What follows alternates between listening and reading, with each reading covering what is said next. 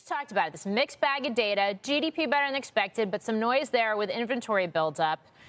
We've seen some other key points that have suggested the economy is continuing to slow down. How does this tee us up for PCE tomorrow and a Fed decision next week? I think the PCE inflation data are critical. We've got a forecast of just under 0.2 month on month. It is going to be one of many data prints. Remember, this is not going to be the first data print on inflation that has showed that all of the inflation scare from the first quarter was noise, not signal. We've had now several months in a row of falling inflation. I fully expect that to continue tomorrow, and that's going to be important for the Fed.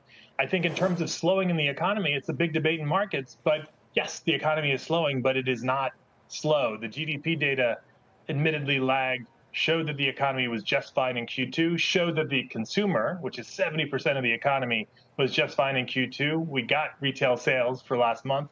Those came in a bit ahead of consensus. What we've been saying is inflation's coming down. It's coming down demonstrably, but the economy is holding up. It's going to slow down, but by no means slow.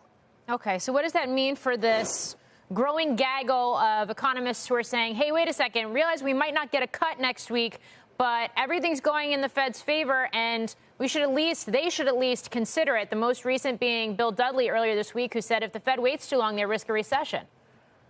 And I mean, I think it's absolutely right. If they wait too long, they'll risk a recession. I have to say, my job when I was there at the Fed, overlapped with Bill a lot for a long time, was to argue over what they should do.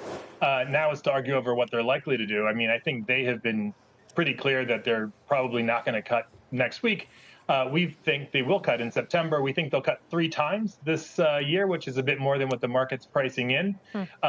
I think for Bill's op-ed, though, the one place where I would disagree is I don't actually think the facts have materially changed. I think it's been clear for a long time, at least to us at Morgan Stanley, that inflation's been trending down demonstrably, that the economy is slowing, but not disastrously slow. And so, yeah, I think there would have been a reason for the Fed, had they got themselves comfortable, to cut at the July meeting. But, they're doing what they're doing. Seth, I'm wondering about implications of all of this for smaller businesses, the kinds that tend to use debt in their operations, because that potentially impacts the small caps as well. I mean, how much pain do you see overall in the economy for those businesses dealing with these higher rates? No, I think the higher rates really are inflicting some pain, some restraint on parts of the economy.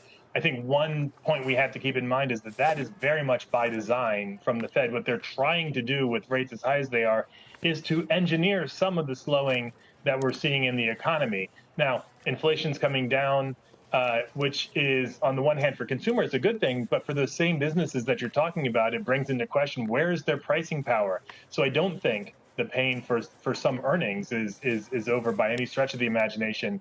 And even when the Fed starts to lower interest rates, I think they do it fairly gradually. We've got them doing it once every meeting through the middle of next year.